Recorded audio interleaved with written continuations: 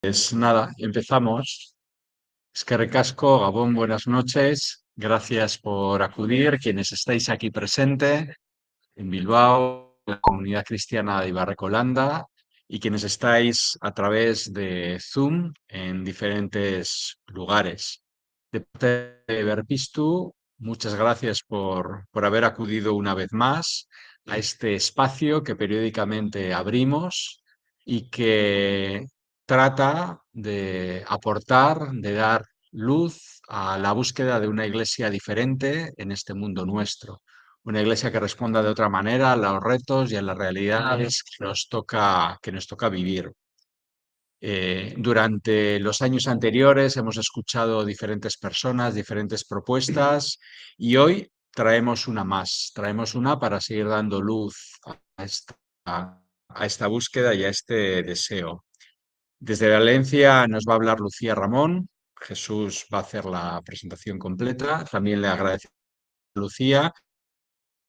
Y especialmente también sabiendo que cuando teníamos programado este encuentro, esta charla, esta escucha de Lucía, pues coincidió con pues, los desgraciados días que vivieron, que vivisteis en Valencia y en toda aquella zona. Y desde aquí también pues nuestro deseo de reparación y también pues, de solución de las graves dificultades que habéis vivido y que todavía con seguridad se siguen viviendo. Eh, Empezamos ahora. Jesús, que le tengo a mi lado, a la primera presentación tanto de Lucía como del tema que hoy nos convoca. Así que muchas gracias. Muchas gracias, Eduardo, por la presentación. Muchas gracias, sobre todo, Lucía, a ti, por estar aquí presente con nosotros online, para hablar de un tema que, bueno, que como una especie de guadiana viene apareciendo a lo largo de los últimos decenios, que es sobre el acceso de la mujer al ministerio ordenado en sus diferentes modalidades. Desde Berpistu nos ha parecido que este tema es importante porque entendemos que hay un posicionamiento de los papas Juan Pablo II y Benedicto XVI en la Carta Ordinatio Sacerdotalis del año 1994, donde se dice que la Iglesia no tiene autoridad para ordenar a mujeres y que esta conclusión de Juan Pablo II debe ser tomada como una verdad definitiva. Bueno, Francisco, a los pocos, bueno, desde el primer momento en el que se publicó esta carta Ordinatio Sacerdotalis del año 1994, bueno, pues hubo un debate en el mundo teológico sobre qué alcance tenían las verdades definitivas, porque en la interpretación, digamos, que oficiosamente corría por los aledaños, por el Vaticano mismo y por los aledaños del mismo Vaticano, se entendía que una verdad definitiva era infalible, y si era infalible era intocable, por lo tanto el tema estaba cerrado. En el mundo teológico ya fuimos unos cuantos los que en aquel momento dijimos que una verdad definitiva no era una verdad infalible, sino que era una verdad inerrante. Es un problema, un tecnicismo, pero bueno, de la misma manera que sabemos la diferenciar un penalti de un córner, pues también conviene que los cristianos y los católicos diferencien, pues una verdad infalible es intocable, se acabó, no hay más que hablar. Una verdad inerrante es una verdad que cuando por razones de comunión y de unidad el Papa o autoridad eclesial competente toma esa decisión para mantener la comunión y la unidad, pero esa verdad puede ser objeto de debate y puede ser discutida y si hay el consenso eclesial suficiente al respecto, puede ser revisado. Bueno, desde el primer momento hubo muchos teólogos que comentando esta famosa Ordinatio Sacerdotalis, mantuvimos que una verdad definitiva no es infalible, sino que es inerrante. Bueno, en el Sínodo 2024 se dice que está libre el ministerio diaconal. Es una expresión ambigua que se presta a diferentes interpretaciones. ¿Por qué se presta a diferentes interpretaciones? Explico, contextualizo muy brevemente y fijo lo que le pedimos con esta intervención a Lucía. Bueno, se presta a diferentes interpretaciones porque el Papa entiende, Francisco, el Papa Francisco entiende que las verdades definitivas están cerradas, o sea, son verdades infalibles. Él lo ha dicho en diferentes ocasiones, ha dicho, Juan Pablo II dijo que esto era una verdad definitiva y por lo tanto era una verdad intocable. Y se acabó. El tema está cerrado, yo no lo voy a hablar, lo dijo, y lo ha dicho en repetidas ocasiones.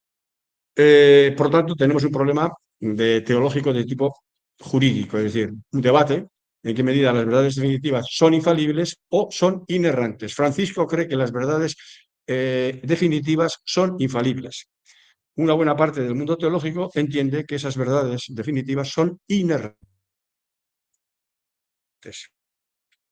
Bueno, este es el primer tema que está invitado al mundo de la teología femenina a que se adentre por esta cuestión jurídica, que es muy importante, y que haga aportaciones al respecto. Porque es donde se está jugando el partido es aquí, en este terreno jurídico. Pero por otro lado, hay un segundo campo de juego en el que se está jugando este debate, que es el tema dogmático o que también se llama modernamente sistemático. Y es que Francisco en el año 2019 dijo ya que el tema del diaconado, la posibilidad de que las mujeres pudieran acceder al diaconado, bueno, dijo que si la revelación cristiana que nos ha dado el Señor, y ahí está encerrado todo, pues dice, en la investigación que se va haciendo, dice que las mujeres no pueden acceder al ministerio ordenado, al sacerdocio, tampoco al diaconado, pues entonces pues el tema no va, dijo esa expresión, no va, quiere decir no va adelante, está cerrado.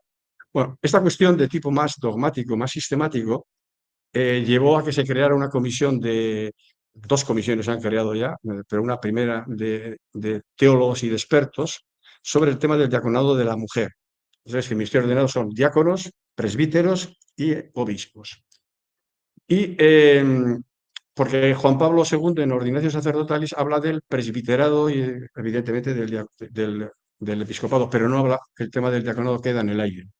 ¿Por qué? Pues porque hay una praxis en la Iglesia oriental de que ha habido diaconisas en la Iglesia ortodoxa oriental, ha habido diaconisas que, bueno, pues eran.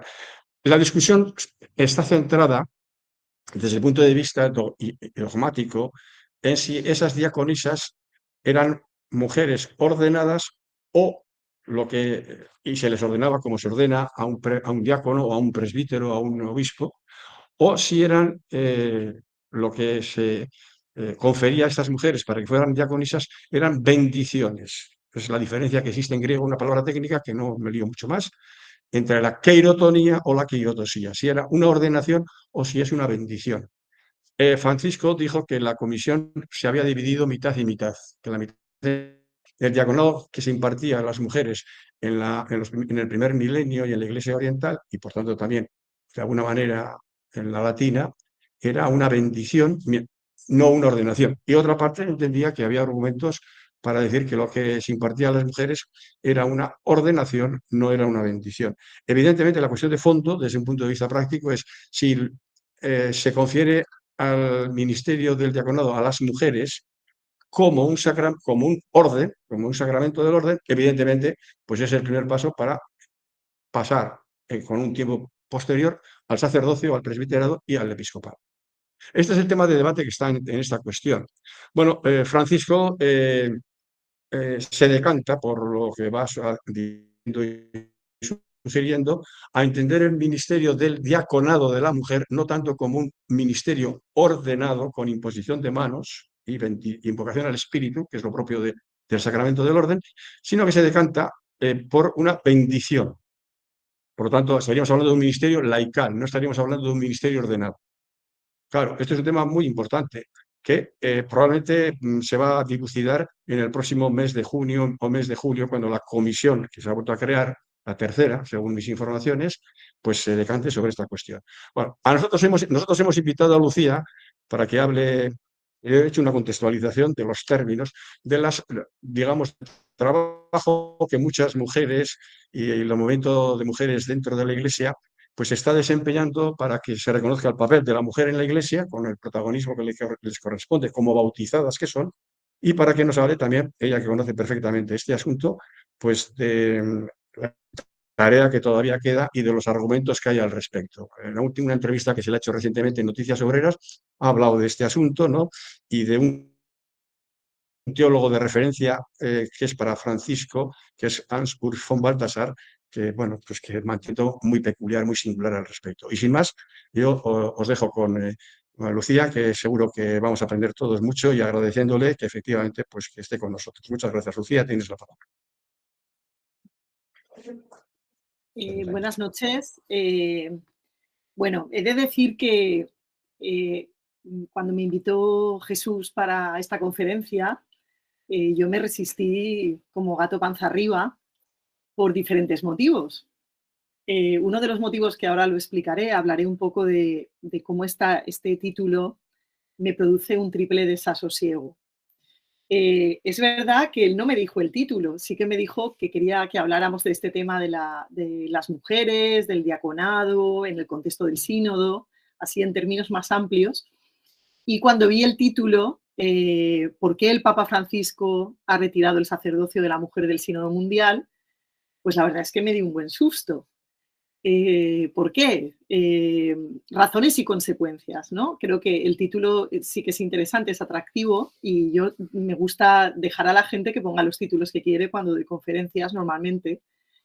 Luego yo ya también me tomo la libertad de reformularlos, pero claro, me producía cierto pudor porque podría parecer que yo pretendo hacer un juicio sobre lo que sucede en el fuero interno de Francisco, ¿no? Y nada más lejos de mi intención. Cualquier reflexión que yo plantee esta noche, pues la voy a hacer desde el máximo respeto y cariño a la persona de Francisco y a su función, y desde la convicción de que la interioridad de todo ser humano es tierra sagrada y las motivaciones profundas de nuestras acciones, pues muchas veces son desconocidas incluso para nosotros mismos. Dicho esto, pues sí que voy a hacer un ejercicio de suponer qué entiendo que hay detrás, ¿no? Voy a intentar ubicar esto en un contexto todavía más amplio de lo que ha planteado Jesús, dónde creo yo que radica la cuestión de la negativa y qué argumentos se dan, y también lo problemáticos que son esos argumentos, ¿de acuerdo? Porque vamos a ver ahora en un momento cómo son argumentos que desde mi punto de vista ponen en cuestión la igualdad y la dignidad del hombre y la mujer y ponen incluso en cuestión el propio dogma de la encarnación en la manera de entenderlo, si se hacen determinadas lecturas teológicas, ¿no? Ahora lo comentaré. He hablado de un triple desasosiego. El primero es el título, el segundo es el propio tema, ¿no? Me lo tomo como un reto y lo reformulo ya. Muchas veces se habla de la situación de las mujeres en la Iglesia, su estatuto, pero yo creo que habría que hablar más bien de la relación de la Iglesia institucional, enteramente masculina, con las mujeres. Creo que esto sería la manera en que tendríamos que plantear la cuestión. No es una cuestión del papel o el lugar donde vamos a colocar las mujeres como si tuviéramos que colocar un florero o un televisor o un objeto, sino que es un tema mucho más profundo. Tiene que ver con la relación entre los hombres y las mujeres en la Iglesia. Y esta relación pues no es fácil. Las mujeres a lo largo de la historia de la Iglesia han sido esas otras tan cercanas, tan próximas o prójimas, pero que han sido también tratadas como otras, como extrañas, por usar una metáfora académica, como oyentes, ni siquiera como interlocutoras, sino como oyentes silentes y mucho menos como maestras, especialmente si nos referimos al magisterio en cuestiones teológicas o espirituales. Y esto no es algo del pasado, sigue siendo igual en la actualidad. Y es aquí donde viene el otro desasosiego también. De verdad, este tema, todavía tenemos que hablar de este asunto, ¿vale? Es la primera cosa que le dije a Jesús cuando me lo pidió. Luego he aceptado realmente por amistad, porque os voy a contar una anécdota. Yo ahora tengo 54 años. Cuando tenía 21 o 22 años, estaba empezando a estudiar teología. Vino a Valencia a dar una conferencia Dolores Aleixandre sobre precisamente este mismo tema, el tema de las mujeres en la Iglesia. Acababa de publicar un cuaderno de Salterre, Mujeres en la hora undécima, que si no lo conocéis os recomiendo que lo leáis. Es increíble cómo puede tener tanta vigencia un cuaderno que tiene más de 30 años. Y bueno, yo allí como joven estudiante de teología, bueno, pues me acerqué a agradecerle la conferencia, decirle que me había gustado mucho. Pensad también que yo era pues una mujer laica, una chica muy joven, que había empezado después de acabar el segundo de bachillerato, pues mis estudios de teología y de filosofía a la vez, de un contexto muy secularizado, de padres no creyentes, un contexto muy laico, y de repente me encuentro en una facultad de teología donde mis compañeros pues estaban en el seminario, y era una situación donde yo carecía de referentes, y he de decir que a lo largo de los estudios teológicos, más de 7 años, nunca recibí una cita de una teóloga, jamás, nunca. Toda la teología que después he leído escrita por mujeres vino por una búsqueda personal, no porque se mencionara a ninguna mujer teóloga en la Facultad de Teología, y no porque ellas no existieran, sino que no se mencionaban. Con lo cual, en esa ausencia de referentes, me acerqué a Dolores y le agradecí, me hizo ilusión verla ahí, me motivaba, ¿no? Me acuerdo que a veces en clase me comentaban, bueno, ¿tú qué quieres ser de mayor? Porque claro, no puedes ser sacerdote, vas a ser una laica comprometida, que eso me hacía mucha gracia, lo de la laica comprometida, ¿no? Yo quería ser teóloga, no una laica comprometida, pero bueno, eso ya lo era, ¿eh? La cuestión es que Dolores me dijo, así con un poco de cansancio y de tristeza, me dijo, espero que cuando tú termines la facultad y escribas, puedas hacer una reflexión teológica como una más, como uno más, y no tengas que hablar de este tema otra vez. Y claro, aquí estoy hablando otra vez del tema, ¿no? Entonces, bueno, este es el segundo desasosiego. ¿Y cuál es el tercero? Bueno, ¿puedo no hablar de este tema? Y aquí Jesús sabe que me tenía pillada. No puedo hablar, no puedo no hablar. No podemos no hablar porque creo que es un tema muy importante. No exactamente el sacerdocio, aunque también lo es, ¿vale? Y ahora veremos por qué. Pero ¿se puede dejar de hablar de este asunto, de la relación de las mujeres y los hombres en la Iglesia, del reconocimiento de las mujeres en la Iglesia? Creo que como mujer creyente, cristiana y feminista, no puedo dejar de hablar de este tema. Y voy a dar algunas razones por las que creo que el tema es crucial. Y no solo tendría que hablar yo del tema porque soy una mujer creyente y feminista, creo que cualquier teólogo o teóloga necesita tomar una posición al respecto, porque es un tema social que nos atraviesa. Y ahí lanzo algunas preguntas. ¿Podemos callar y guardar silencio cuando vemos que tantas mujeres en el mundo y a lo largo de la historia han sufrido daños importantes por determinados discursos teológicos y morales y por prácticas religiosas? ¿Podemos guardar silencio, hacer como si eso no existiera, como si eso no hubiera pasado? ¿Podemos dar la espalda a nuestras hermanas y vivir como si el género no importara y no marcara negativamente la vida de tantas mujeres? Yo creo que no. Y los datos mundiales, y no me voy a enrollar aquí, ¿no? Pero los datos que tenemos sobre la situación de la mujer en el mundo son todavía escalofriantes. La mayor parte de las personas que viven en situación de pobreza son mujeres, las principales analfabetas son mujeres, la desigualdad de género es un factor clave en la pobreza y menoscaba gravemente los derechos de las mujeres. De media, a nivel global, el salario de las mujeres es un 24% inferior al de los hombres. 153 países tienen leyes que discriminan económicamente a las mujeres. En 18 de estos países los maridos pueden impedir legalmente a sus esposas trabajar. En todo el mundo, 1 de cada 3 mujeres sufre o sufrirá violencia machista en algún momento de su vida, ¿no? Estos datos que acabo de leer los he tomado de la página web de Intermón. El Foro Económico Mundial publica todos los años un informe sobre la brecha de género, analizando 4 aspectos: participación, oportunidades económicas, educación, salud, supervivencia y poder político.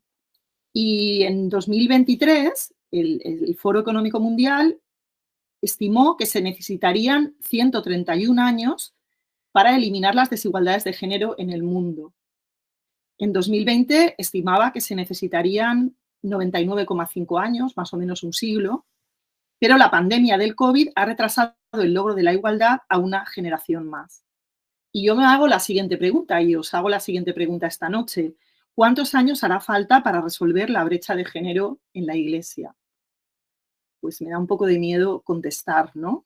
Pero creo que es una pregunta pertinente que hay que hacer.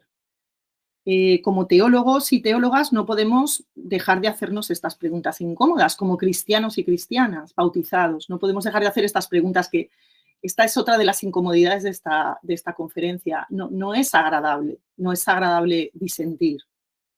Y no es agradable disentir públicamente. Y además vamos a ver que hay mucho peso de historia, ¿no? Y aparte es doloroso porque conoces muchas historias de mujeres que se han quedado en el camino, que han sufrido, que se han acabado, han tenido que elegir entre continuar su camino o pertenecer a la Iglesia. Y por lo tanto es un tema que duele, ¿no? Y lanzo otras preguntas que creo que son importantes y que tienen que ver con la cuestión del sacerdocio, como marco de las cuestiones técnicas que ha planteado Jesús, que evidentemente son importantes.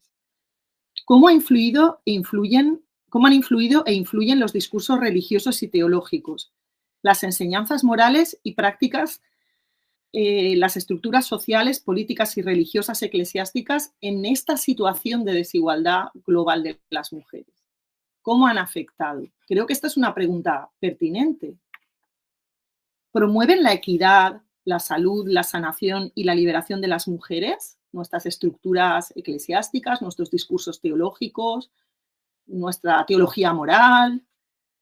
¿O promueven la inequidad, la resignación, el mantenimiento de unas relaciones de poder desiguales y unas relaciones de dominación y explotación?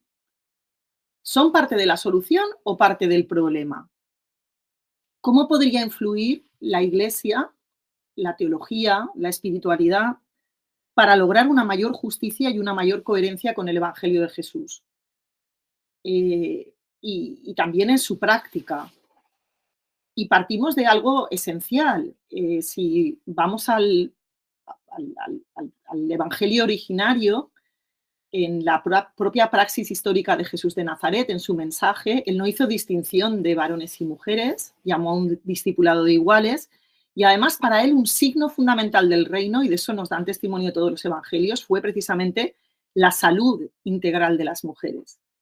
Tenemos muchos testimonios de Jesús curando, sanando a mujeres heridas de muchas dolencias, algunas de ellas tenían que ver con la propia estructura social, y sin duda es uno de los signos del reino, la salud integral de las mujeres.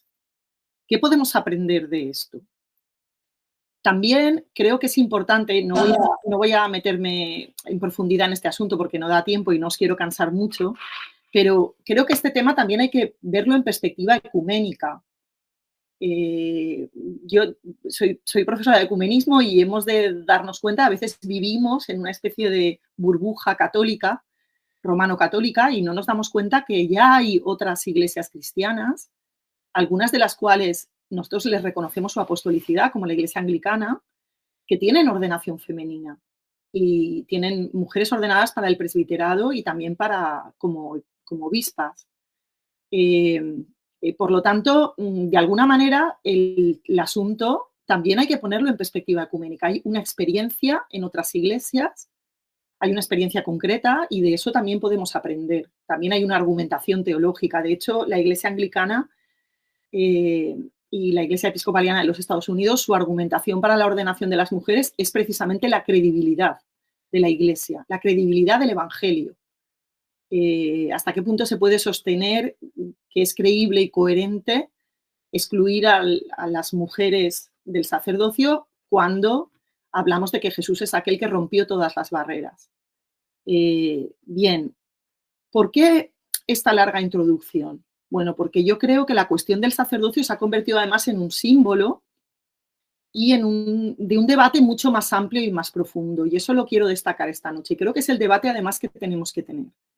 ¿De acuerdo? Creo que cuando ahora mismo la revuelta de las mujeres en la Iglesia, el Consejo de Mujeres Católicas, el Catholic Women's Council, que aglutina a más de 60 movimientos de mujeres en todo el mundo, es decir, todos estos movimientos que de alguna manera tienen más visibilidad en la reivindicación del diaconado, de la ordenación, no hablan simplemente, no es una cuestión de obtener la ordenación como si en otra época se obtuvo el voto femenino. Hay toda una reflexión de fondo respecto a esta relación entre hombres y mujeres en la Iglesia y en la sociedad, una necesidad de que la Iglesia haga un examen de conciencia de toda esa connivencia con un orden patriarcal, la necesidad de transformar las relaciones entre hombres y mujeres y para ser más auténticos y más fieles al Evangelio. Es decir, que la cuestión del sacerdocio es uno de los puntos, o por así decir, es la punta de un iceberg mucho más importante y más profundo, hasta el punto de que tenemos mujeres enormemente críticas con la exclusión de las mujeres en la Iglesia o con su invisibilización, que no están a favor del sacerdocio de la mujer porque consideran que la ordenación de las mujeres las secuestraría, las convertiría en una pieza más de un sistema clerical, jerárquico, excluyente de la mayoría de los bautizados, ¿no?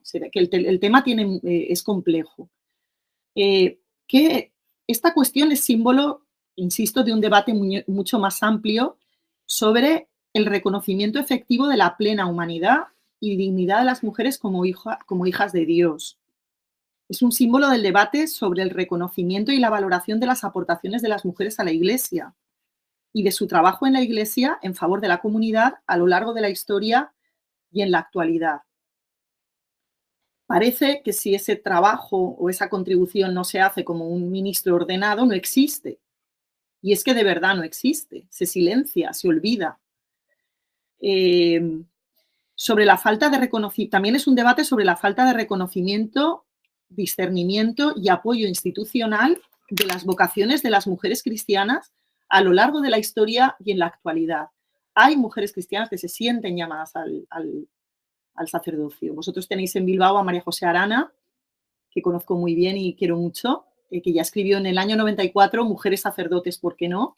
Y que durante muchos años ha pedido la ordenación, ¿no? Él ha pedido y tiene muy claro que, bueno, que es algo que ella desea recibir, ¿no? En la Iglesia. Y no es la única, hay muchas mujeres que se plantean esta vocación y otras que quizá ni nos las hemos planteado, pero sí que nos sorprende que no podamos hacer muchas cosas en la Iglesia que nos encantaría hacer, como predicar, por ejemplo, o tareas de diaconado, o muchas otras cosas, ¿no? Que no las podamos hacer por razón de nuestro sexo.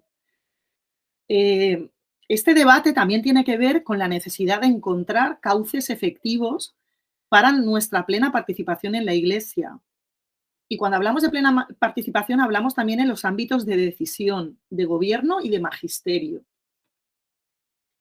También es un debate sobre la concepción del sacerdocio, del poder religioso y de su monopolio clerical. ¿Cómo entendemos el sacerdocio? ¿Cómo entendemos el poder religioso? ¿Cómo se ha ejercido? ¿Cómo se ejerce? ¿Qué consecuencias ha tenido eso en la vida de las mujeres? ¿Qué sucede cuando un grupo monopoliza todo el poder y lo ejerce de una manera autoritaria? Este debate es un símbolo sobre las relaciones de poder y dominación entre hombres y mujeres en la Iglesia y en la sociedad y sobre el abuso de poder y la autoridad religiosa. En suma, es un debate sobre la justicia con las mujeres en la Iglesia Católica. ¿Es la Iglesia Católica justa con las mujeres? Yo creo que esta es la pregunta, no cuál es el lugar de las mujeres, sino si la Iglesia Católica como institución es justa con las mujeres. Y no hay justicia sin redistribución de bienes, de oportunidades, de posibilidades. No hay justicia sin reconocimiento. Y no hay justicia sin participación en los ámbitos en los que se toman las decisiones, como explica la filósofa política Nancy Fraser. Estos tres elementos de la justicia son esenciales y en el caso de las mujeres en la Iglesia vemos que no se cumplen ninguno de los tres. Pero además, desde un punto de vista teológico, la cuestión del presbiterado femenino no es marginal, no es accidental. Esto ya lo explica hace muchos años María José Arana, porque tiene mucho que ver con un confinamiento, una clausura progresiva de las mujeres y un confinamiento a la invisibilidad eclesial. Cada vez sabemos más del papel que tenían las mujeres en las comunidades primitivas, de su actividad. De hecho, hay huellas clarísimas en los textos. Pero claro, fijaros cómo la teología ha elaborado todo un lenguaje que acaba invisibilizando a las mujeres, ¿no?, en la comunidad.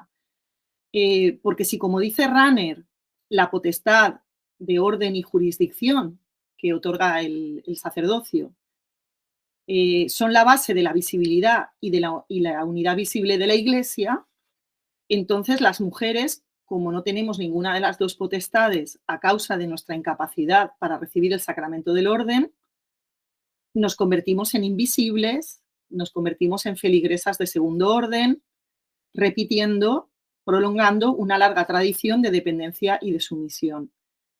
Esto es un tema muy serio. Desde el punto de vista teológico, somos la mitad o los 2/3 invisibles de la Iglesia. La consecuencia de esto ha sido que las mujeres han sido relegadas a la ignorancia, privándolas de la posibilidad de acceder al saber teológico. Y cuando muy recientemente han empezado a acceder a este saber, en medio de dificultades, pues muchas veces sus aportaciones, sus preguntas, sus contribuciones han sido ignoradas, desestimadas, tratadas con condescendencia, incluso sus preguntas. En una carta abierta al Papa Francisco, Carmiña Navia, una pionera de la teología feminista de la liberación latinoamericana, que trabaja con mujeres en un barrio marginal de Cali. Esta carta es de 2022, no sé si la habéis escuchado o la conocéis, pero creo que es interesante. La he escogido porque creo que refleja muy bien el sentir de muchas mujeres teólogas. Dice así: hermano Francisco, no creo que nunca esta carta llegue a sus manos ni sea leída por usted, ni mucho menos contestada. Me sale, sin embargo, desde muy adentro escribirla y mandarla a recorrer el mundo. Quiero decirle que lo admiro mucho. Usted es un líder espiritual de una gran sabiduría y fortaleza. Creo que su intención de tener una vida coherente desde la sencillez y la cercanía a la gente corriente es particularmente valiosa y nos habla de una iglesia cada vez más cercana al espíritu de Jesús de Nazaret. Le escribo principalmente con motivo de su viaje a Canadá. Un viaje que usted ha definido como de penitencia y petición de perdón a los pueblos indígenas por lo que padecieron en manos de los sectores eclesiales. Es un viaje valiente, especialmente en sus condiciones de salud, y esa petición de perdón demuestra una sintonía muy especial y necesaria con los marginados y maltratados de la historia. No es la primera vez que usted pide perdón y hace gestos de acercarse a los otros, a los distintos, a los y las que transitan por rutas diferentes, a los desposeídos y sufrientes. En sus actitudes motivo mis palabras. La verdad, le confieso, no espero demasiado de la Iglesia. Es tan fuerte el desvío que ha tenido de los anuncios y llamados evangélicos que no creo que sea posible un regreso a los rumbos de Jesús. Sin embargo, muchos de sus gestos y sus palabras me devuelven una débil luz de esperanza. Y ahora mi motivo central. ¿No cree que la Iglesia, en su cabeza o en la de otra persona, tendría que pedir perdón a la mujer, a las mujeres en general? Hay tantos motivos a lo largo de la historia para ello. El silenciamiento a que ha sido y es sometida, la falta absoluta de reconocimiento, el intentar robar la memoria histórica de una potencia como la de María Magdalena, la condena del cuerpo femenino como un camino hacia el pecado, la persecución a las brujas y sus asesinatos, la marginación y condena a unas mujeres tan extraordinarias y visionarias como las beguinas, el pasar sobre ellas en silencio en todas las historias de la Iglesia y memorias del cristianismo. Una lectura bíblica que las ha identificado con el mal, con la carne y sus connotaciones negativas, con el pecado. El no haberle dado jamás un lugar adecuado en la estructura eclesial y el negarle la igualdad plena de derechos y oportunidades en este ya avanzado siglo XXI. Podría seguir enumerando situaciones, pero en esta carta no se trata de eso. Tan solo quiero apelar a su sensibilidad tan fina en algunos aspectos y problemas para que ella se ubique frente a las mujeres creyentes y las anime a vivir nuevas épocas, nuevos amaneceres, nuevas acogidas. Bueno, y continúa un poquito más, ¿no? Pero creo que es suficiente con lo que he leído. Y esta carta nos conecta con la cuestión de los argumentos teológicos, que es quizá donde más me quiero centrar.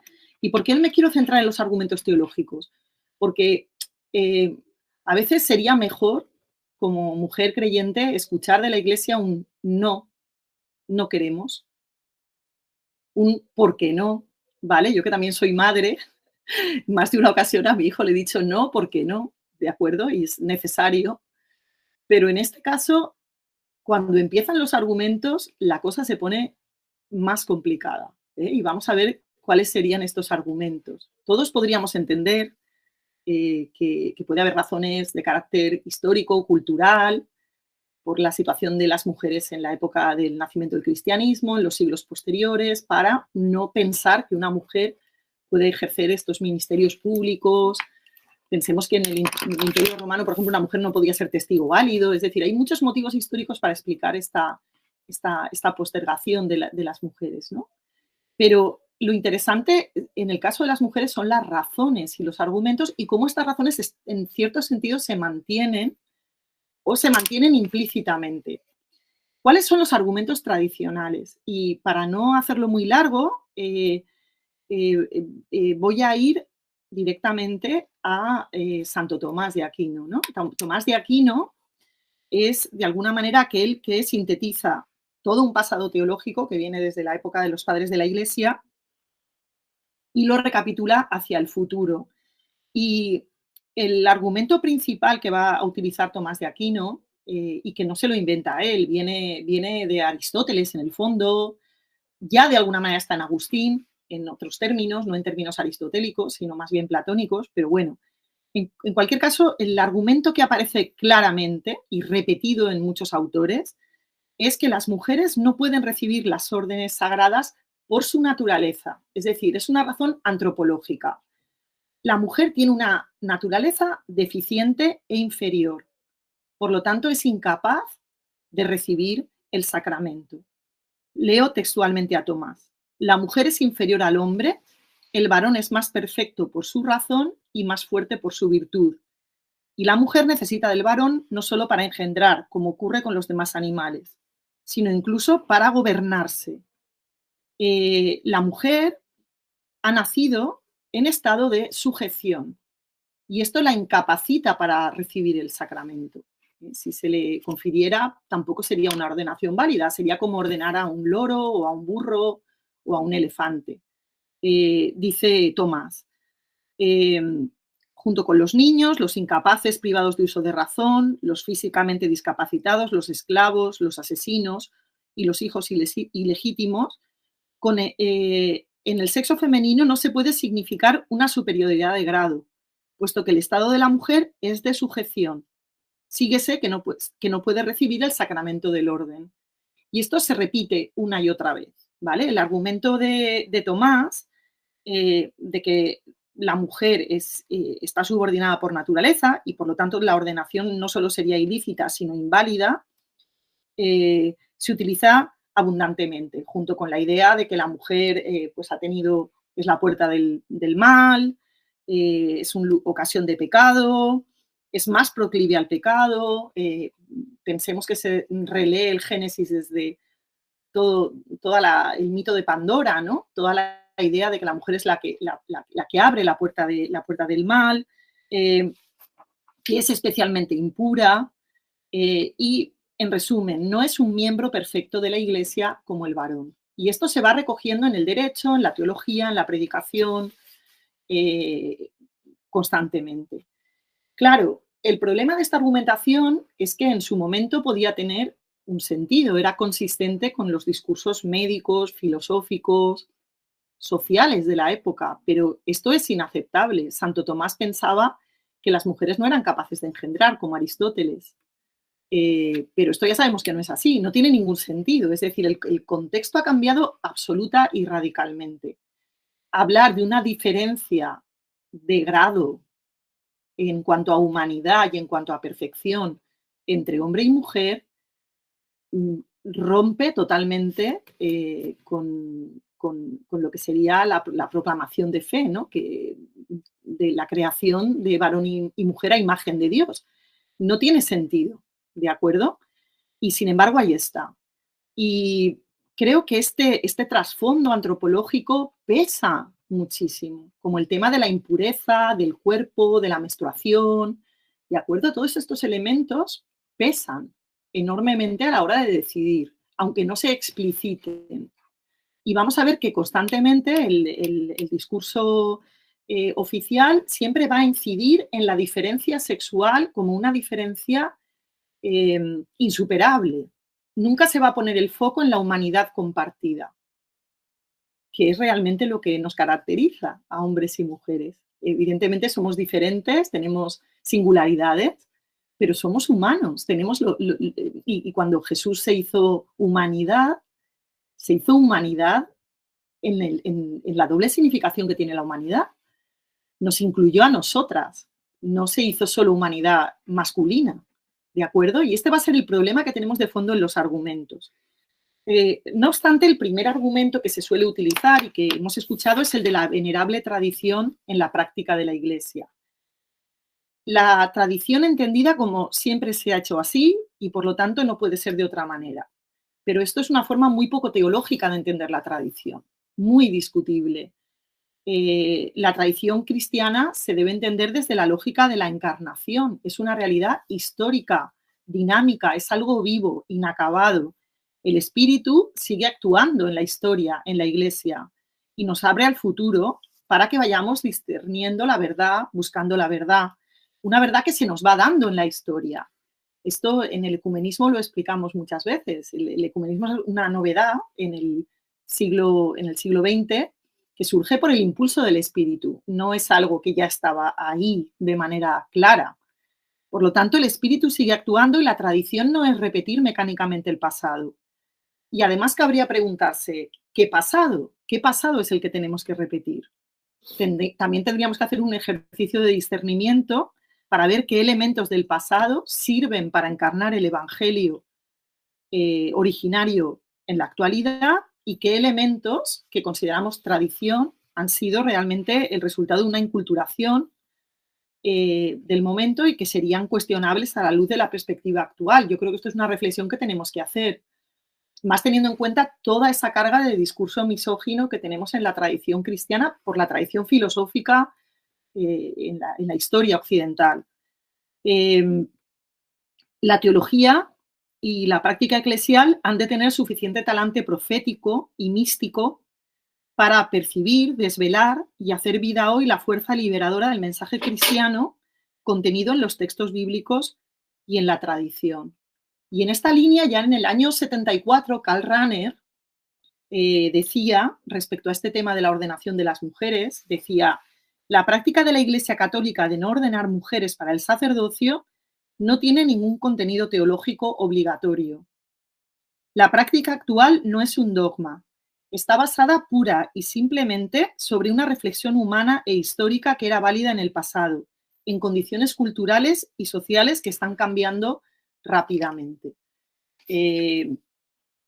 Además de este argumento, del argumento de la tradición, tenemos otro argumento que es el argumento bíblico o fundacional. Jesús no ordenó mujeres, ni ellas formaron parte de los 12, por lo cual la Iglesia no se siente autorizada para hacer tal cambio. Este es un argumento que también ha utilizado Francisco. Algunos también dicen que no había ninguna mujer en la última cena, ¿de acuerdo? que me hace mucha gracia este argumento, pero bueno, en fin, los tengo que decir, son los que son. Bien, Cristo no eligió a ninguna mujer entre los 12 y por lo tanto no las instituyó positivamente como sacerdotes y las excluyó intencionadamente por ese hecho.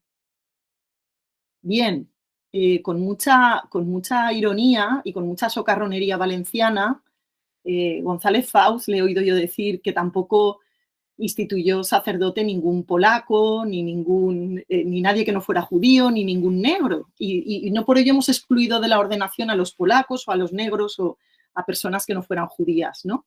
El hecho de que eligiera varones para representar lo que simbolizan los 12, esas 12 tribus de Israel, no implica una exclusión directa, implica que en ese momento seleccionó varones. No parece muy lógico suponer que esa elección implica una exclusión positiva.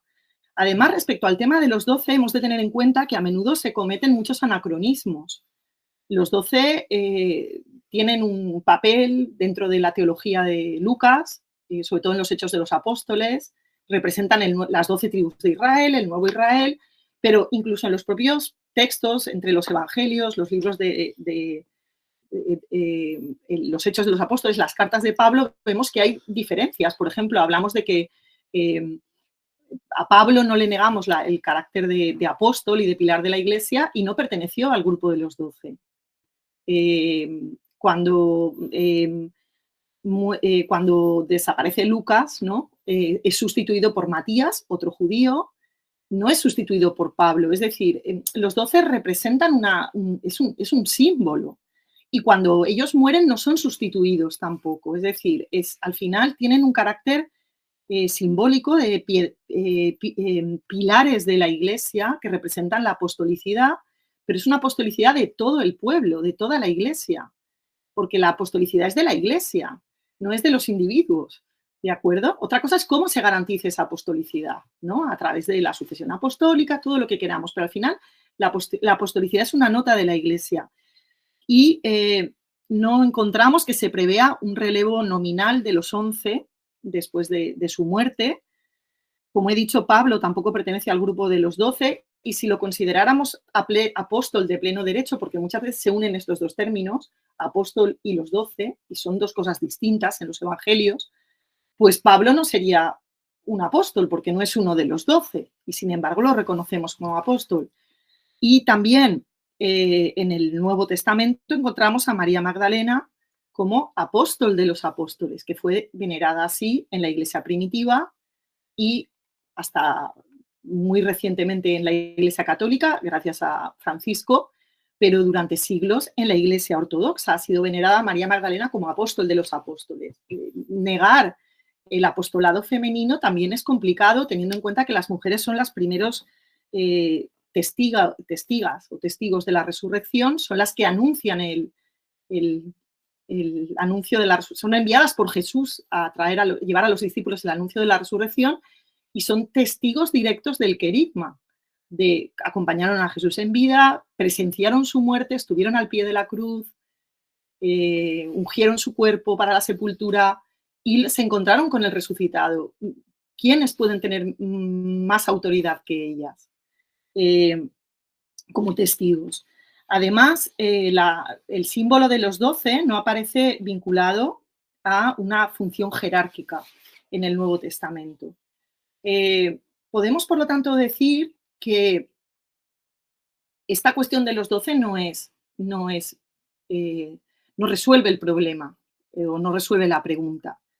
Y respecto a la no ordenación por parte de Cristo de las mujeres, hay que decir que Jesús no fue sacerdote, que Jesús no ordenó a ningún varón sacerdote tampoco.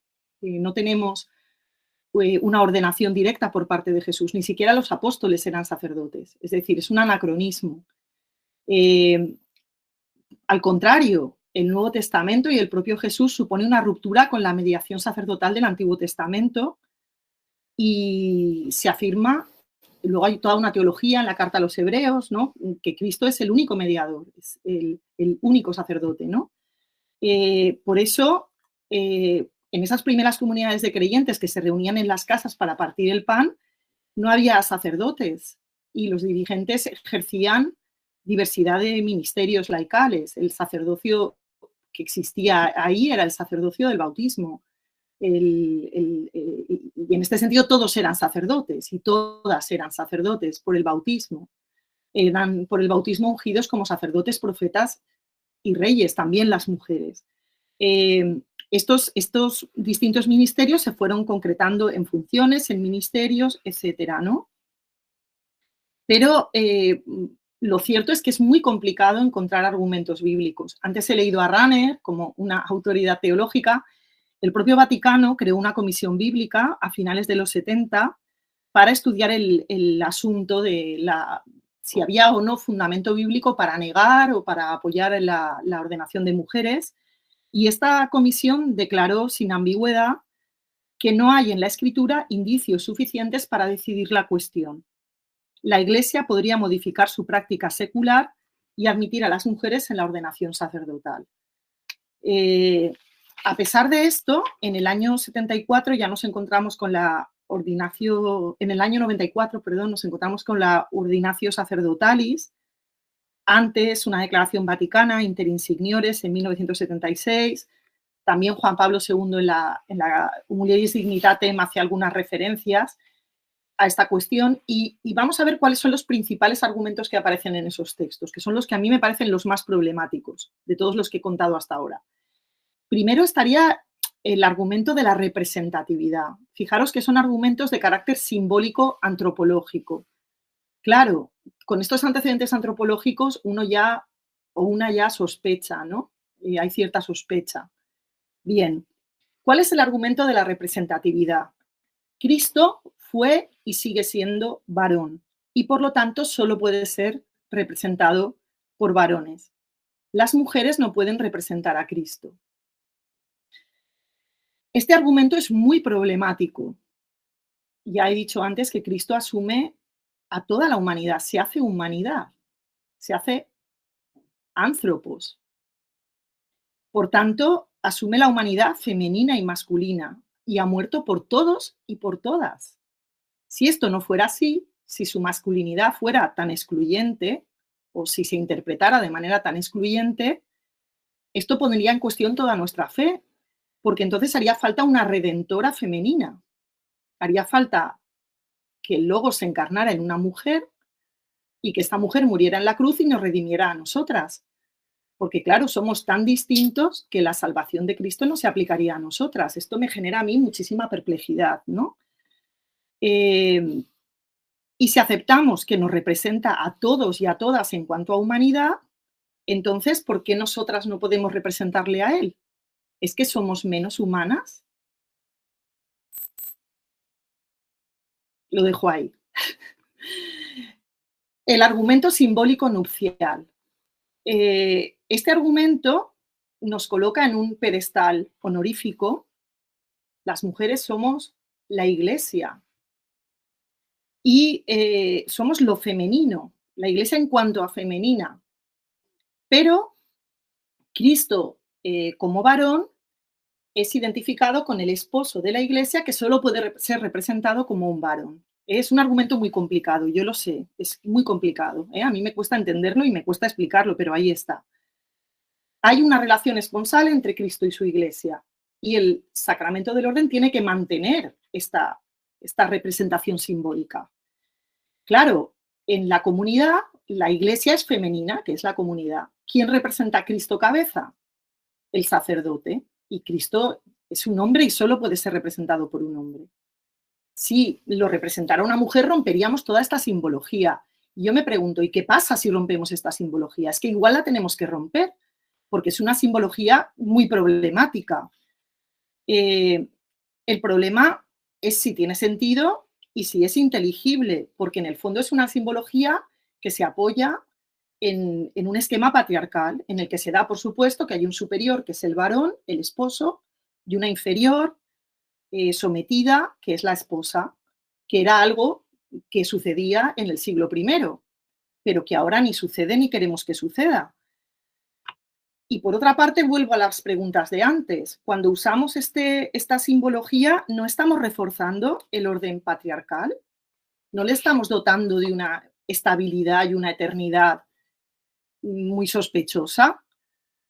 ¿Qué modelo de relación nupcial transmite y legitima este simbolismo? ¿Qué consecuencias tiene para la vida de los hombres y las mujeres concretos? Y voy a hablar ahora de las declaraciones, los últimos argumentos de Francisco. ¿Cómo vamos? ¿Bien? ¿Sí? ¿Un poquito más? ¿Hablo un poquito de lo de Francisco? Vale.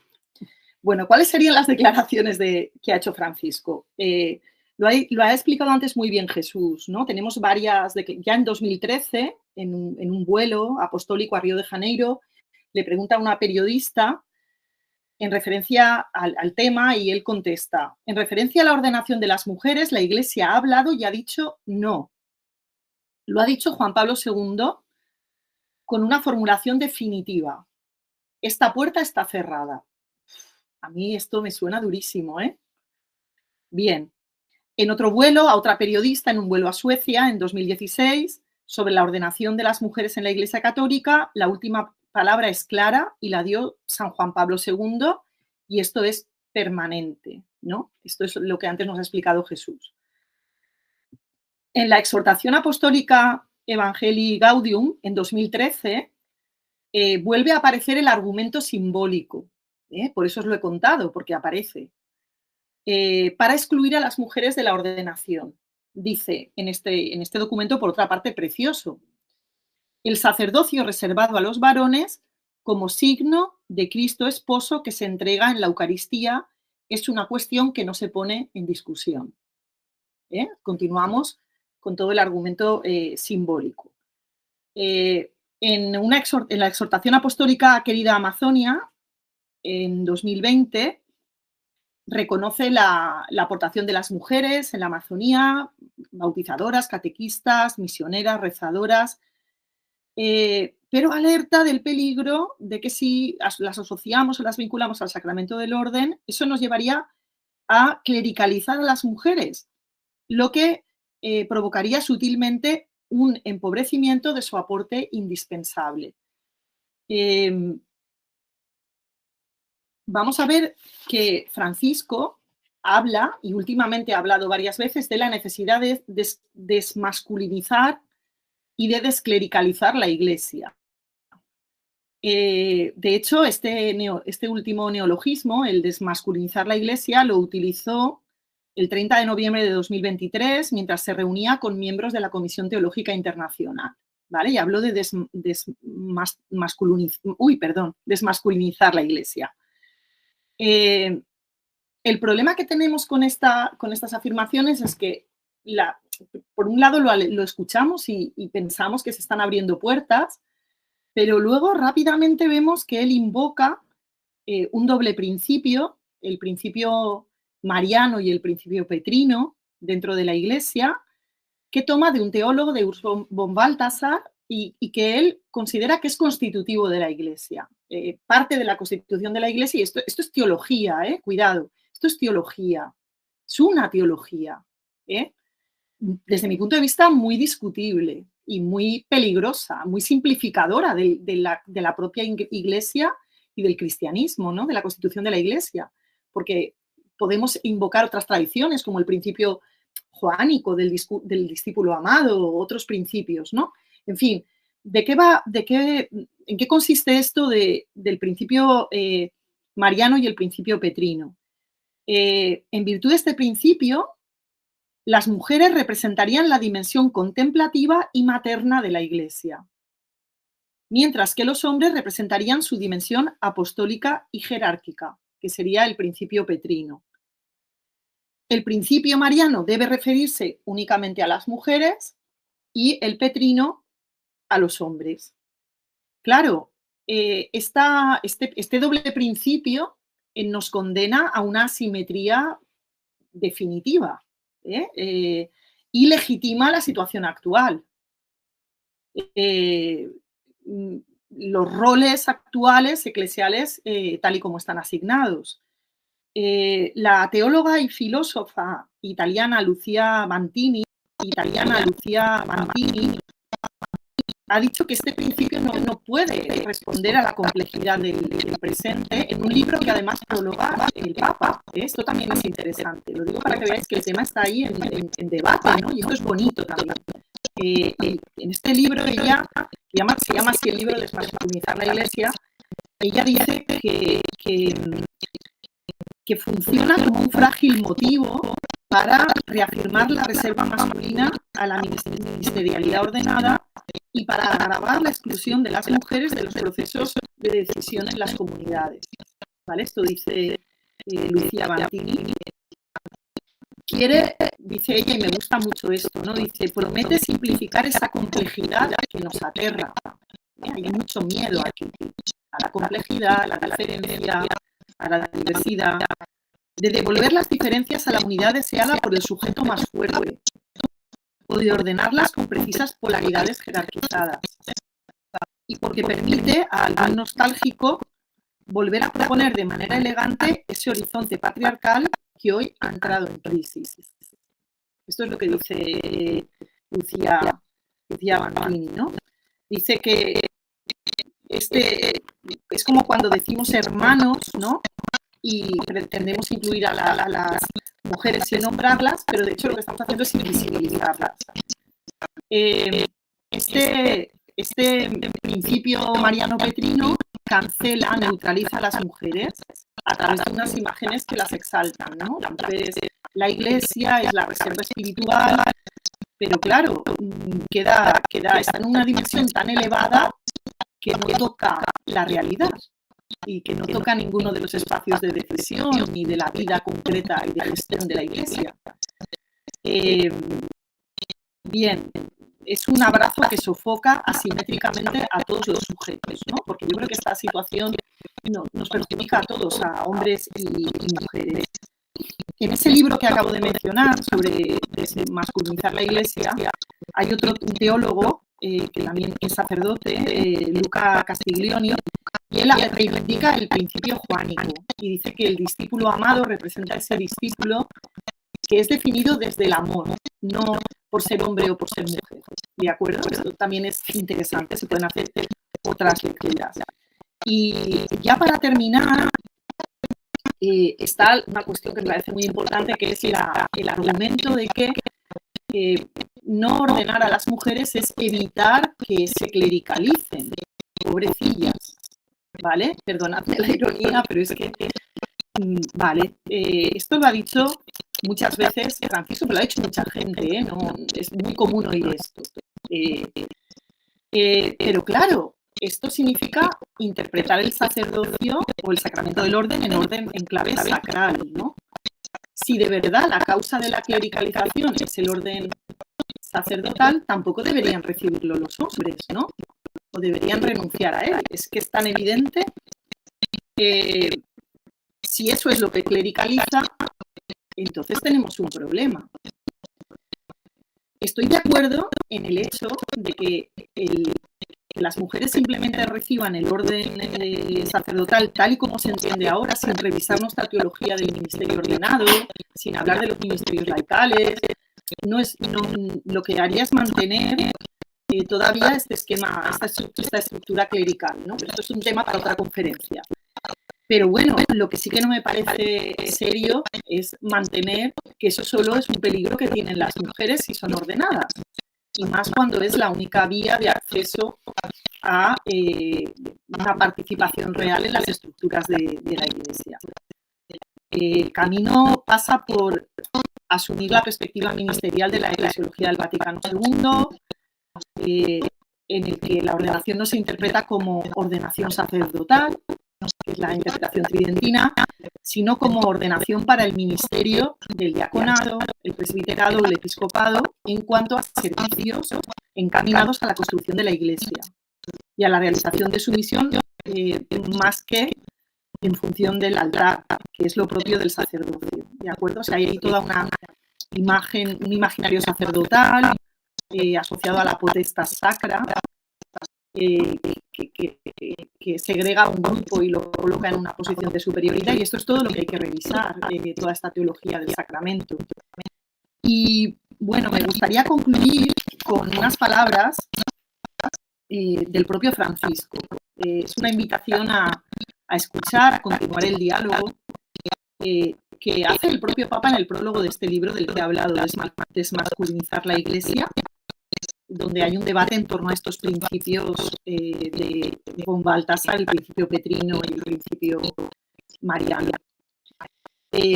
Leo para terminar, ¿no? Dice, la presencia y la contribución de las mujeres a la vida y el crecimiento, para terminar, ¿no? Dice, la presencia y la contribución de las mujeres a la vida y el crecimiento de las comunidades eclesiales a través de la oración, la reflexión y la acción son realidades que siempre han enriquecido a la Iglesia y constituyen su identidad. Sin embargo, nos dimos cuenta, especialmente durante la preparación y celebración del sínodo, de que no habíamos escuchado lo suficiente la voz de las mujeres en la Iglesia y que la Iglesia todavía tiene mucho que aprender de ellas.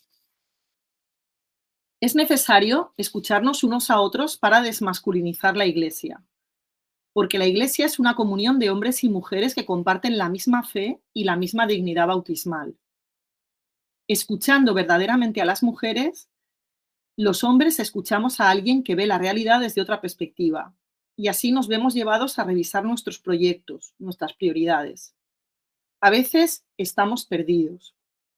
A veces lo que escuchamos es tan nuevo, tan diferente a nuestra forma de pensar y de ver, que nos parece absurdo y nos sentimos intimidados. Pero esta desorientación es saludable, nos hace crecer. Bueno, pues con esto he terminado mi aportación. No sé si ha sido muy largo. Muchas gracias, Lucía. Gracias de quienes están aquí presentes y también de quienes están a través de Zoom asistiendo a estas palabras. Vamos ahora a abrir el espacio para algunos comentarios o algunas preguntas. Primero, quienes estáis aquí, las personas que están en esta sala aquí en Bilbao, y posteriormente quienes estáis a través de Zoom participando desde vuestras casas.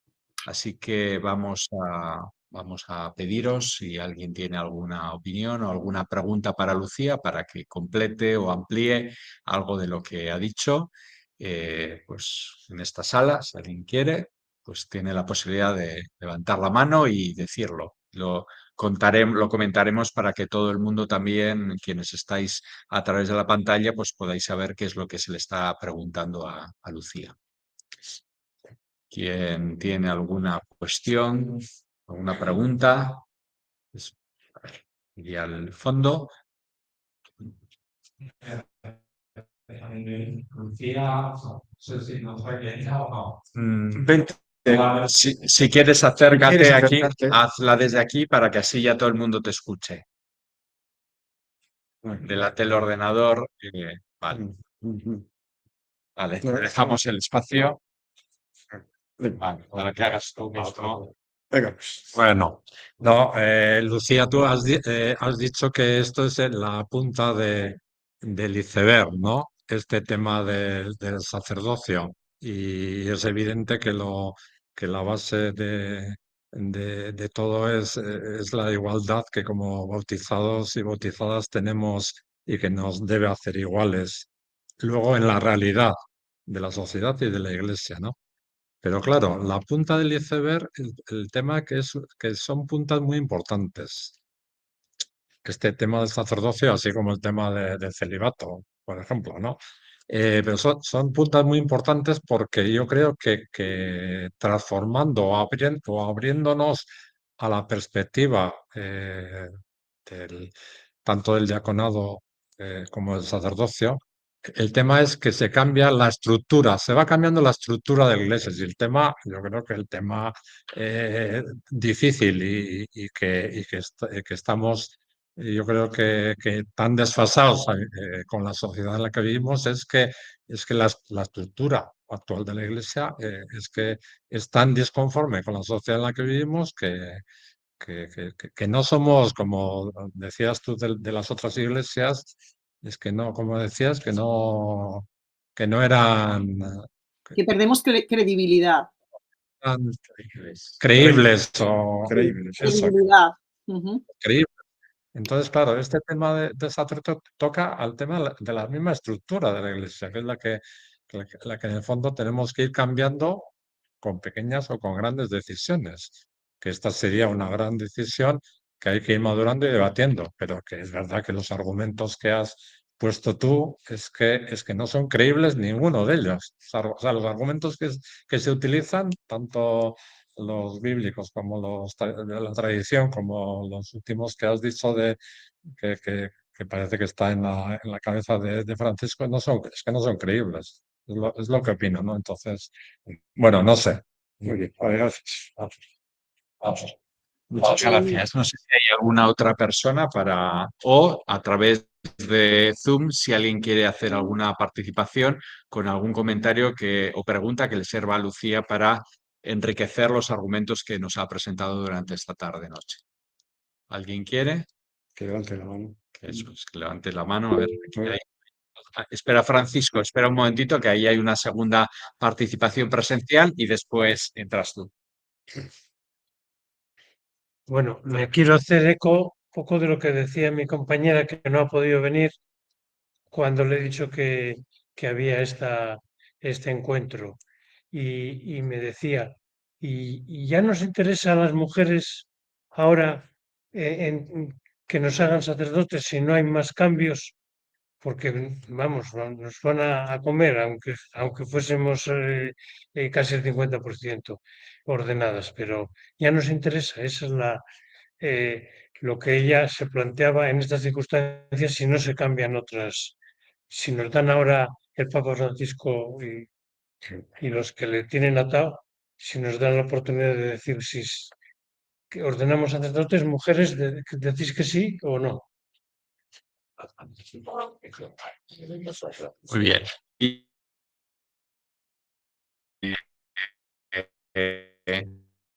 Vía Zoom tienes...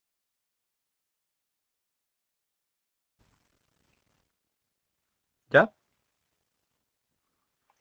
Hola, me presento, me llamo Francisco y le doy gracias a un amigo que me ha invitado a estar aquí. Soy de Málaga. Te quería preguntar, Lucía, después de escuchar esas argumentaciones que hace Francisco y sabiendo otras cosas que hace Francisco, como está rompiendo muchas cosas, ¿hay que creerse todo lo que dice Francisco o puede que esté haciendo un poco de teatro porque tiene que estar equilibrando muchas cosas? No se vaya a mostrar tan franco que ya hubo una intentona golpista de unos cuantos obispos hace muchos años en un hotel en Roma, que cuando yo lo escuché digo, pues qué poco respeto, porque siempre el Papa se habla muy bien del Papa en la Iglesia, ¿no? Y ahora este hombre parece que no es digno de ser respetado, ¿no? Puede que haya un poco ahí de estrategia porque no tenga más remedio que hacerlo o no sé. Nos movemos en las opiniones. Gracias, Francisco. Antonio Francisco.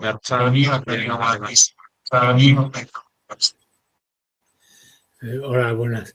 Primero agradecerte la forma en que has centrado el tema y con la claridad que lo has expuesto.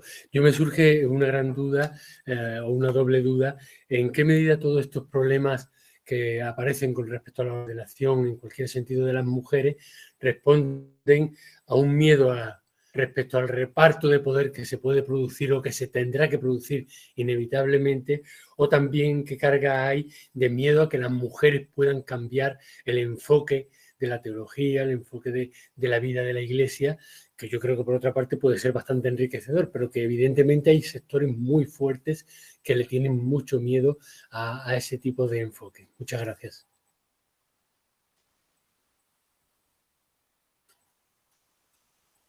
Gracias, Antonio. Lucía, estas 4 aportaciones para seguir enriqueciendo la reflexión. Bueno, Adelante. nada, algunos comentarios, ¿no? De lo que habéis dicho. Muchas gracias por el feedback, ¿vale? Sois mucho más amables que mis alumnos, que son adolescentes.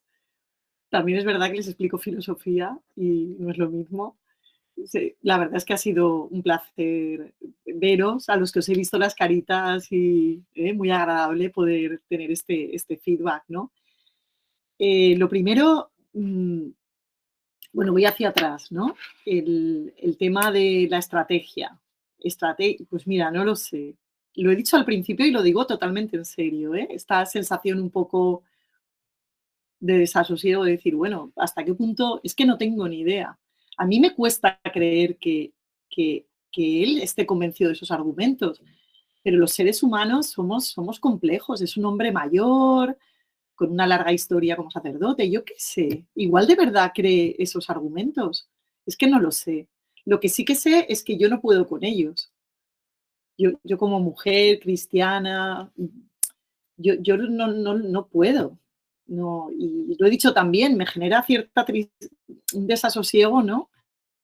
Ya son muchos años hablando de estos temas, pero creo que hay que seguir diciéndolo porque es que no hay por dónde cogerlo, ¿de acuerdo? Y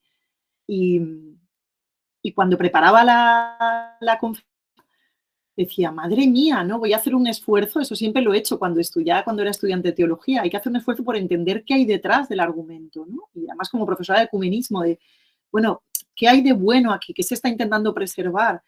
Pero es que yo no veo nada de bueno que se esté intentando preservar, de verdad, me cuesta muchísimo verlo. Igual soy una ignorante y no soy capaz de verlo y alguien me lo tiene que enseñar, pero es que no hay manera, de verdad. Entonces, no lo sé. Que haya un miedo por la reacción que este tema puede provocar, sí, ya le pasó a Pablo de Tarso. Pablo de Tarso pudo defender que con Cristo se había roto la división entre gentiles y judíos, pero con el tema de las mujeres ya no se atrevió. Porque no quería eso lo explica muy bien Carmen Bernabé, que también es de vuestras tierras, no quería que el cristianismo se convirtiera en una secta en el imperio y hacía falta una cierta aceptación social, claro, las mujeres cristianas se quitaban el velo, hablaban en las asambleas, eran un escándalo para la sociedad de la época y de alguna manera, bueno, pues este tema se postergó, como ha pasado tantas veces en la historia, también en el ámbito filosófico y en el ámbito secular. Las mujeres que apoyaron la Revolución Francesa luego fueron las primeras que fueron traicionadas. Las sufragistas que lucharon por el voto de los negros, cuando los negros consiguieron el voto, fueron dejadas de lado. Es decir, hay una cosa ahí que se repite, pero bueno, yo creo que de eso tenemos también que aprender. No lo sé, no sé si es estrategia, o si es, no lo sé. Me gustaría que hubiera alguna sorpresa en esta dirección. No tengo mucha esperanza, estoy un poco como Carnavia, ¿vale? No tengo, porque oigo los argumentos y es que se me cae toda la ilusión. Pero bueno, no sé, espero equivocarme, ¿eh? Espero que tengamos alguna sorpresa o que la veamos, ¿no? Porque que la va a ver lo tengo clarísimo. Lo que ya no sé si yo la veré. En modo Sara, ¿no? La risueña, pero no lo sé. Si lo veré, pero que tengo claro que va a haber un cambio, eso lo tengo clarísimo. Si lo veremos o no, no lo sé. Las mujeres de verdad queremos ser ordenadas. Este compañero que está ahí presencial, que me ha hecho mucha gracia. Pues sí, yo esto que dice él lo pienso muchas veces, pero hay momentos en que digo, bueno, pues claro que sí. Yo ahora tengo 2 compañeros en mi colegio, soy profesora de religión y de filosofía en los Escolapios de Valencia. Tengo 2 compañeros diáconos que predican a mis alumnos y yo no puedo predicar.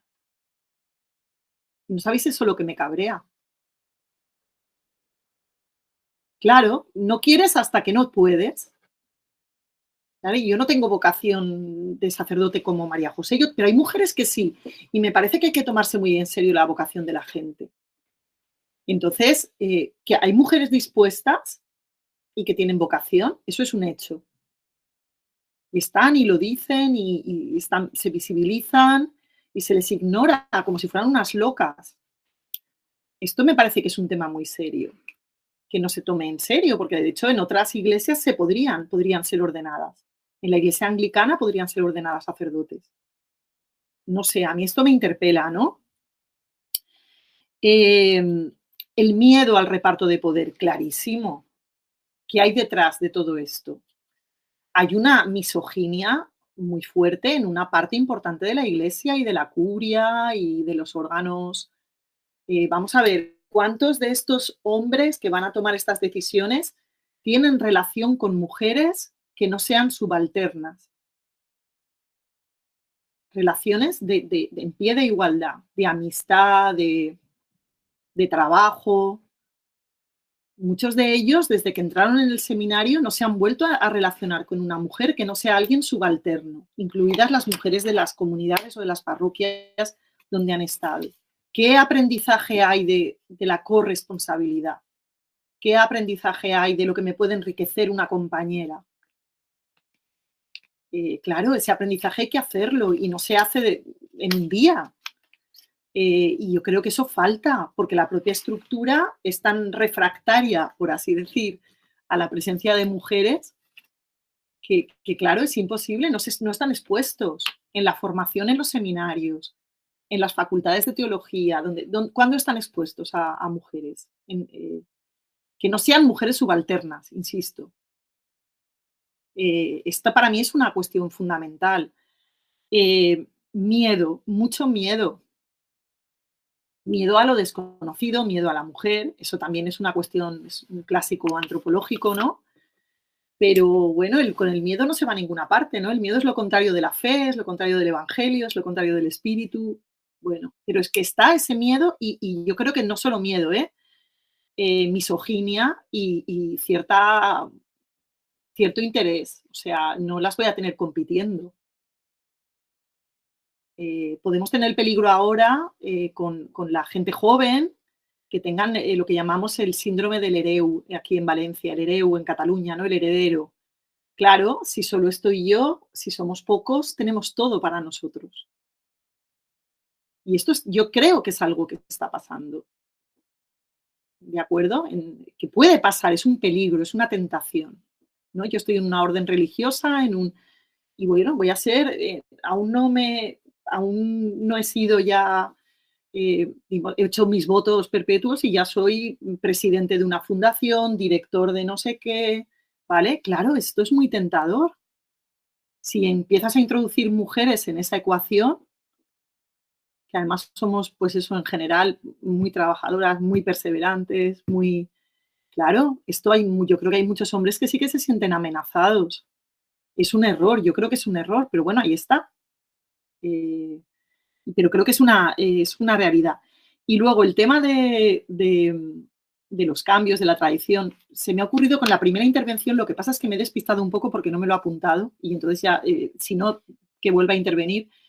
Pero fijaros cómo los argumentos los carga el diablo, ¿no? Cuando se invoca la tradición para decir que las mujeres no se puede ordenar, sí, por el tema del celibato, que ha dicho el compañero, que las mujeres no se les puede ordenar porque es la tradición. Según ese argumento, el celibato debería ser opcional, porque hay más tiempo de tradición en la Iglesia sin celibato que con celibato. Es una cosa que se introdujo novedosa después de 1000 años. Los 12 no eran célibes. ¿Qué pasa con esto? ¿Aquí la tradición nos sirve? En fin.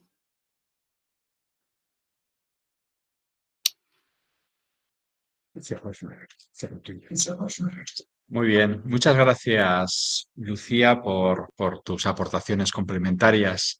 Vamos a ir cerrando, son ya casi las 8:30. Os agradecemos a quienes aquí estáis en esta sala, en Bilbao, vuestra presencia en un día frío y ya oscuro que tenemos ahora ya que volver a nuestros lugares. Os agradecemos también quienes habéis estado a través de Zoom y especialmente, evidentemente, a Lucía por su esfuerzo para preparar esta presentación, esta charla y también por su lucidez a la hora de explicarnos y de intentar ponerse o salvar la proposición del otro o de la otra, de quienes están en otro lado, y que en algunos casos, pues bueno, pues nos has podido explicar que hay algo detrás, pero aún así yo creo que nos has ayudado a poner luz sobre algo que, como dices tú, pues será un cambio en la Iglesia. El que lo podamos ver o la verán quienes vienen después, pues esto es lo que todavía no sabemos. Lo que sí, y desde aquí, desde Bilbao y de Berpistu, lo que queremos expresar es la intención de seguir empujando, ayudando o participando en todas las experiencias e iniciativas que van en esta misma línea, en la línea en la que Lucía nos ha hecho la presentación y que buscan una iglesia diferente. No solo las mujeres relacionadas de otra forma dentro de la iglesia, sino una iglesia que para todas, para todos sea distinta. Así que eskerrik asko de Noí, gracias por quienes habéis estado esta noche y como siempre dentro de unos meses habrá otro espacio que Verbistu impulsará para seguir con esta reflexión como hemos hecho durante otros años. Gracias, eskerrik asko.